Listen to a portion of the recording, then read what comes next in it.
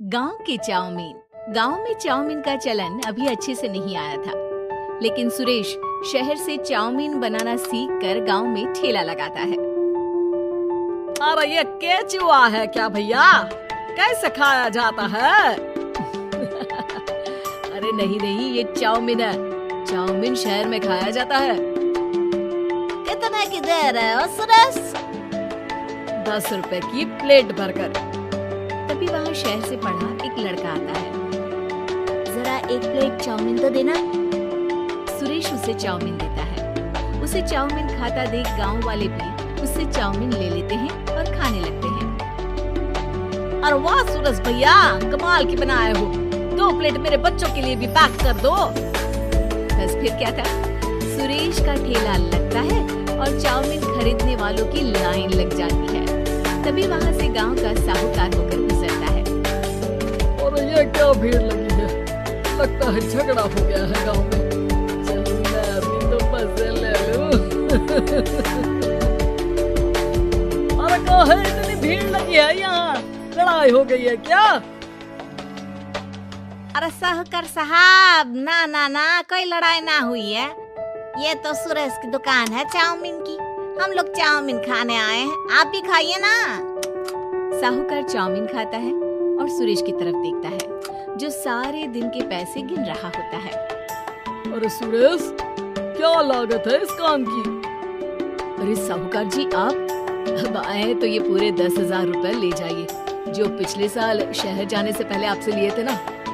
लागत तो क्या कहे, जो आपने दिया था उसी में सीखा भी है और दुकान भी खोल ली। अरे पैसे इतने जल्दी क्या जरूरत थी?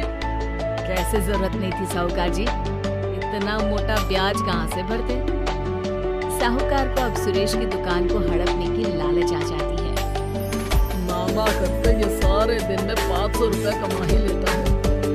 अरे गांव में ये ऐसे ही कमाता रहा तो कहीं ब्याज का काम ना शुरू कर दे। अरे भैया, कोई ना कोई जुगाड़ तो करना पड़ेगा। अब साहूकार घर आ जाता है और अपनी बीवी को सारी बात बताता है। हाँ जी, ये तो मैंने भी सुना है कि सुरेश के हाथ की चाउमीन नहीं खाई तो कुछ नहीं खाया। अरे हाँ, सही ही कहता है। मैं भी खा कर ही आ रहा हूँ। अरे भाग्यवान है, कितना अच्छा हो ना अगर वो पैसा हम लोगों को मिल जाए। क्यों? हैं? हाँ, वो तो है, लेकिन कैसे? हम लोगों को तो चाउमीन बनाना आता ही नहीं है। साहूकार और उसकी बीवी अब रोज चुपके से सुरेश के घर जाते हैं और खिड़की से उसे चाउमीन बनाते देखते। अब क्या था, दोनों को चाउमीन बनाना आ जाता है। फिर एक रोज, और सुरेंद्र, तुझे साहूकारनी ने बुलाया था। बोल रही थी कि बेटे के जन्मदिन में 10 किलो चाउमीन का ऑर्डर देना है। बना दोगे ना? अरे हाँ साहूकार जी, मैं जरूर बना दूंगा। कब देना है घर में 10 किलो चाउमीन? अरे वो तो तू घर आकर पता कर लेना, मैं नहीं बता पाऊंगा। ठीक है, शाम को काम निपटा कर आ जाता हूँ। सुरेश साहूकार के घर जाता है, लेकिन वहाँ मियाँ बीवी मिलकर उसे बंधक बना लेते हैं। अरे मुझे क्यों बांध रखा है? मुझे छोड़ दो। आज से तेरा ठेला मैं लगाऊंगा और बहुत सारे पैसे कमाऊंगा। साहूकार एक आदमी को सुरेश की निगरानी में लगा देता है और वहाँ से चला जाता है। अगले दिन, अरे साहूकार जी, आप कब से चाउमीन बेचने लगे और अपना ये सुरेश कहाँ गया? अरे वो तो शहर गया है, उसका कोई काम निकल आया था। बोल रहा था कि जब तक वो ना आए तब तक मैं ही उसके ठेले का काम कर दूं।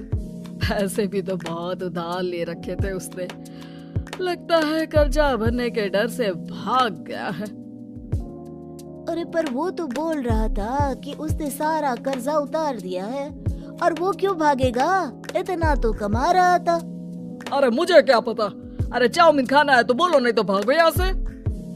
अरे हाँ, दे दो। अब तो चाउमीन खाना पूरे गांव के लोगों के लिए आदत ही बन गया है। ना खाओ तो नींद ना आए।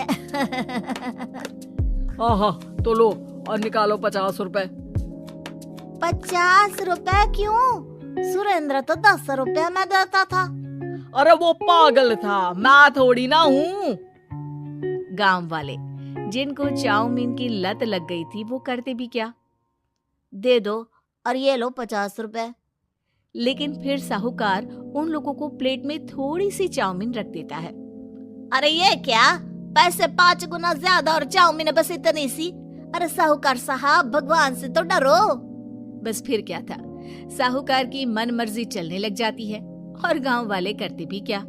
एक रोज मुझे तो लगता है कि सुरेश को साहूकार ने मार डाला होगा, क्योंकि उसका काम इतना अच्छा चल रहा था, फिर वो क्यों जाता, और वो भी साहूकार के हवाले दुकान करके।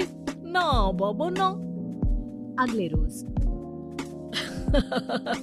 भाग्यवान, देखो तो जरा, इस सुरेश भी ना कितना पागल था। जिस काम से वो ज्यादा पैसे बना सकता था, उससे इतने कम पैसे छाप रहा था।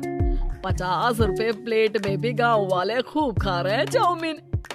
हाँ जी, और जितने में वो लोगों को 10 प्लेट खिलाता था, भर भर कर हम लोग उतने में 20 प्लेट बना रहे हैं। क्यों जी?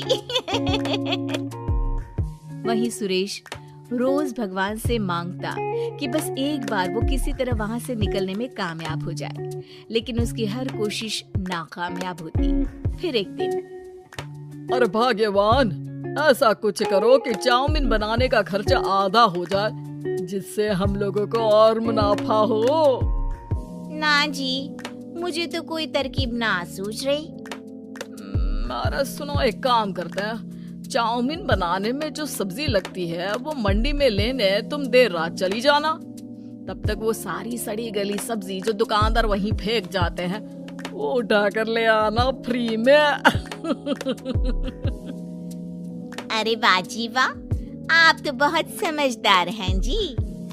बीवी वैसा ही करती है, लेकिन अब लोग चाउमीन खाते तो मुंह बनाकर। फिर एक बार, अरे राम राम राम, ये पेट में दर्द काहे हो रहा है? आई, आई, आई, आई, आई। हाय रे हाय, मेरा भी पेट दर्द के मारे फटा जा रहा है। सभी को शक हो जाता है कि उन लोगों को चाउमीन खाने से ही ये बीमारी हो गई है। वहीं दूसरी तरफ जो आदमी सुरेश की निगरानी कर रहा था, वो सो रहा होता है और मौका देखकर सुरेश वहां से भाग जाता है। सुरेश गांव वालों के पास जाकर उन्हें सब कुछ बता देता है। बस अब क्या था, साहूकार के घर पुलिस पहुंच जाती है। चलो, तुमने गांव के लोगों को खराब सब्जी वाली चाउमीन खिलाकर बीमार किया और सुरेश को बंधक बनाया। तुम्हें इसीलिए हम गिरफ्तार कर रहे हैं। साहूकार को पुलिस ले जाती है और फिर अगले दिन से सुरेश का ठेला गांव के बाजार में लग जाता है, जहां अब पहले से ज्यादा भीड़ होती है।